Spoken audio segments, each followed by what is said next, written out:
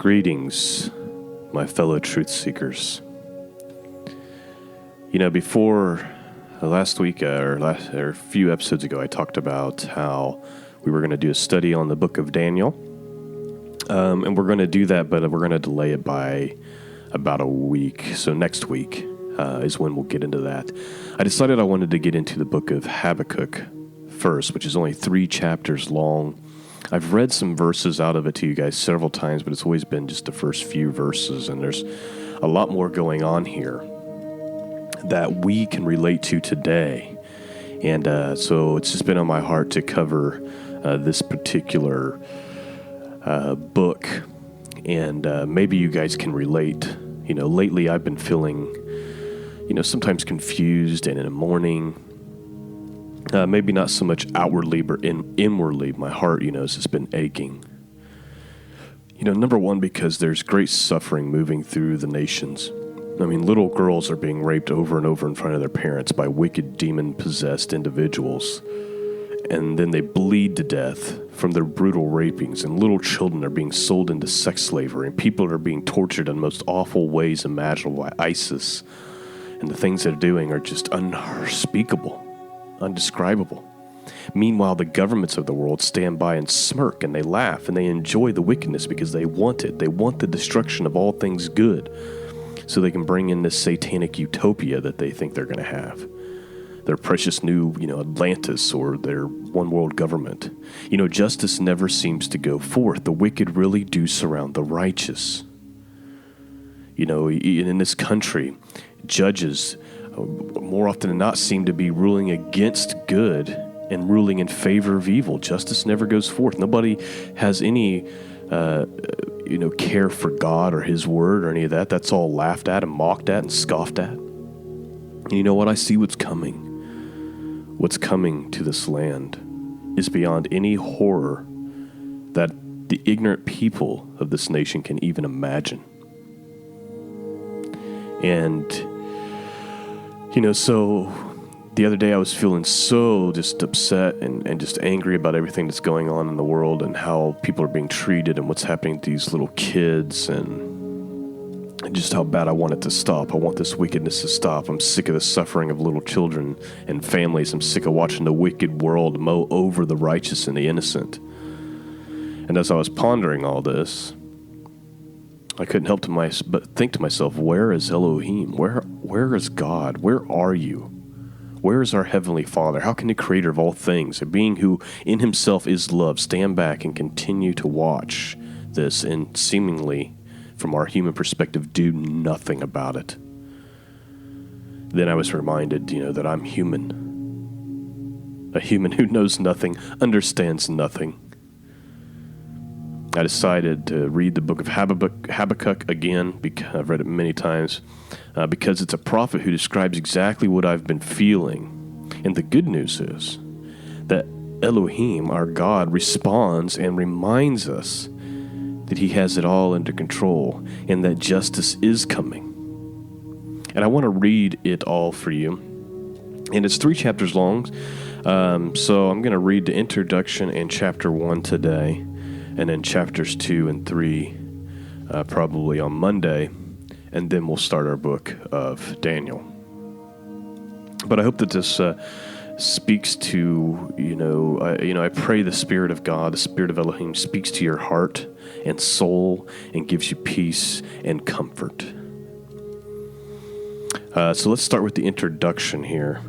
And I'm just reading this out of this Bible that I have here. It says, "Why doesn't God do something about violence and injustice? How long do we have to keep praying for help before God will finally listen?" Habakkuk simply can't understand why God allows Judah to sin so flagrantly and for so long. Habakkuk lived in turbulent times, the Assyrians having wiped out the northern kingdom of Israel and spent the last 100 or so years raiding Judah. Manasseh, who was the king of Judah for 55 years, reinstituted fertility cults and even sacrificed his own son. Habakkuk probably wrote a few years later under the reign of Jehoiakim, another bad king. Why Habakkuk wants to know Is God putting up with so much evil? You know, I think we can relate to that today, right? God, we look at what's gone on in this nation. Why are you putting up with this? Why are you putting up with these wicked leaders? Why are you putting up with ISIS? And God's answer isn't what Habakkuk wants to hear. God is going to do something, all right. He will take care of the Assyrian raiders and Judah's perverters of justice in one fell swoop by sending Babylonian armies. Excuse me, Habakkuk says, but this doesn't sound right either. Wherefore lookest thou upon them that deal treacherously, and holdest thy tongue, when the wicked devoureth the man that is more righteous than he? Slow down, God says, and be patient. The wicked will be punished in due time, whether they are Assyrian or Babylonian or Jewish. The violent will be violently attacked. Cheaters will be cheated. Thieves will be robbed. People have trusted the gods of their own making, and these gods will prove worthless. But the just shall live by faith. Righteous people are willing to trust God in the midst of chaos and keep on trusting Him even when they do not understand His ways. Righteous people believe that one day God's glory will fill the earth. Habakkuk ends with a beautiful prayer song about God's power over nature. God will crush evil and save His people when He is ready. In the meantime, Habakkuk will be faithful no matter what. Although the fig tree shall not blossom, neither shall fruit be in the vines, the labor of the olive shall fail, and the field shall yield no meat, the flock shall be cut off from the fold, and there shall be no herd in the stalls. Yet I will rejoice in the Lord Yahweh. I will joy in the Elohim of my salvation. So there's the introduction for you, and I'm going to read you chapter 1, but basically you get the gist of it. Habakkuk is sick of watching the filth, just kind of like what we see in our society today. Just out of control perversion, no regard for God, just wickedness and violence. And then Habakkuk's like, God, when are you going to do something? And then God says, I'm getting ready to do something. And then what Habakkuk hears is God's judgment, and then Habakkuk's afraid of that too. And he's like, well, wait a minute, you're going to bring all this more evil in to deal with the evil, but what about the righteous? And God promises that He's got it under control and that He's going to take care of the righteous, and that's the hope we need to have in our hearts. And Habakkuk ends this book with a song. And so it's pretty magnificent. So you've got the introduction. Let's read chapter 1. And then, like I said, on Monday, I'll release 2 and 3. And then come next Thursday, Wednesday or Thursday, we'll start the book of Daniel. So let's get started. This is out of the King James Version, the Names of God, King James Version. The book of Habakkuk.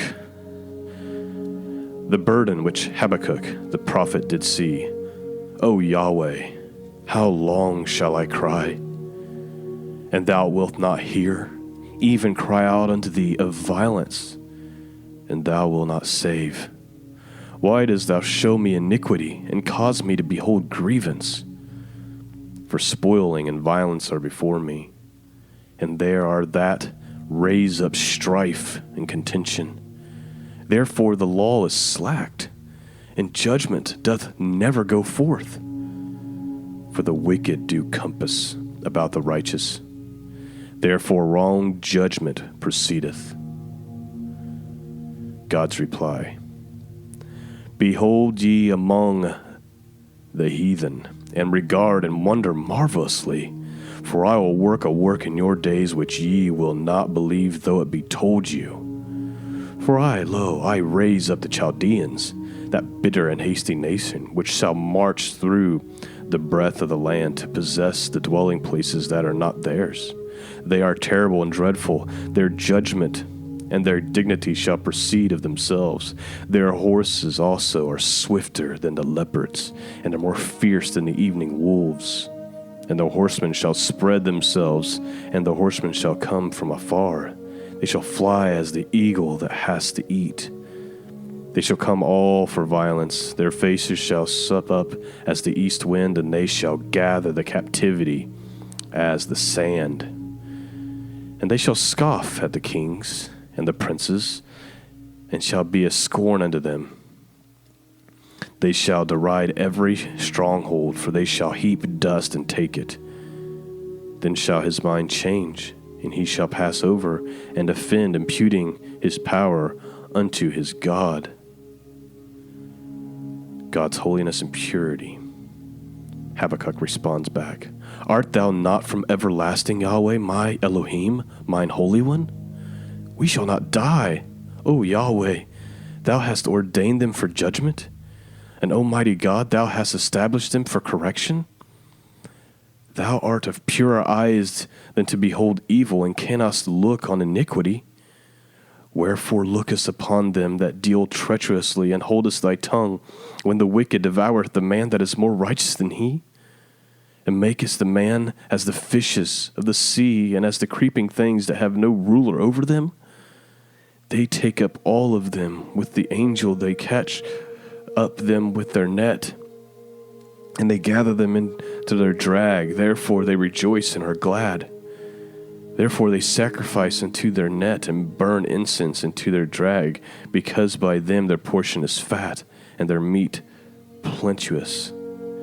Shall they therefore empty their net, and not spare continually to slay the nations? So there's chapter 1. And basically what happens is Habakkuk's crying out to God, saying, how long? How much longer are you going to tolerate what's going on? And then God responds, but it's not the response that Habakkuk was expecting. God says, actually, I'm raising up some heathens, some barbarians who have no regard for God. But I'm raising them up, and I'm bringing them in to basically execute judgment on the people. And then Habakkuk's like, whoa. You know, are you really able? Is the God of the universe really able to set his eyes upon this type of violence? You know, and that's Habakkuk's question. So we have Habakkuk's complaint. God says, look at the nations and be amazed, because what I'm getting ready to do is so amazing, so crazy that you wouldn't believe it even if I tell you. So then God tells him, but then Habakkuk's like, wait, I don't want that either. And this whole thing, I think, is God saying, look, I am aware of the evil going on. I am doing something about it. And I am even willing to raise up people who have no regard for me to to execute judgment on those who claim to know me but don't follow me.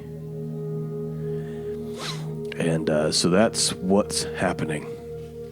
And I don't know about you guys, but I can just so relate to this today, can't you? Do you see heathens and barbarians being raised up and bringing forth violence on the earth? And we say, wait. God, you can't do that. God's got this all under control, my friends. He does see the evil going on. He does know what these leaders have done to our country, to the West, what they've done to the Middle East. He is very aware of ISIS and what they're doing. And, he's storing up the tears of these families. I'm convinced that what we see in Revelation with all those people in their heads, they've been beheaded for the faith, and they're all under the altar crying out to God saying, when, O Lord, are you going to avenge us? And God's saying, right now, God's saying, wait a little longer until the full number is brought forth. And then God's anger, his wrath is going to be finally stored up, and he's going to pour it out upon the wicked, not the righteous, not those he loves. God is able to judge and bring forth all of this while still protecting his own. And we're going to be reading, like I said, the last two chapters 2 and 3.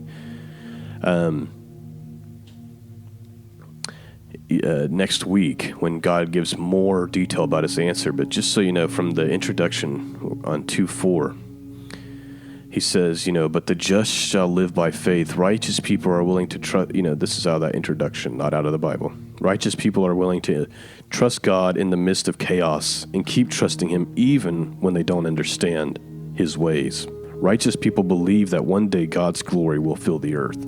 And that is our hope, right? Like right now, we're looking at this and we say, I don't understand, God. I don't see how you can continue to watch this, allow some of these things to happen, allow the evil to trample over the righteous. But what we have to remember is God has a plan. It's just not happening in the way that we think. But we're going to recognize it when the judgment comes upon the land, folks. And this time it's not just one area. The whole world is about to receive what's due. And I believe that he's going to rescue the righteous, those who are remaining faithful and trusting even in the midst of this chaos.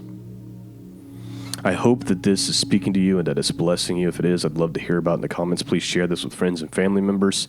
And again, we'll be back probably Monday with chapters 2 and 3 to finish up the book of Habakkuk, because it's only 3 chapters long. And like I said, we'll start the book of Daniel Wednesday or Thursday of next week. Peace and grace be with all of you. Keep the faith. Keep trusting and believing. Remember, this isn't about what you see and how you feel. It's about what's true. And remember, what's true is that the God of the universe is in control, and that in a day very, very soon, he's going to unleash all the promises that are found in his word. Have a good day. God bless.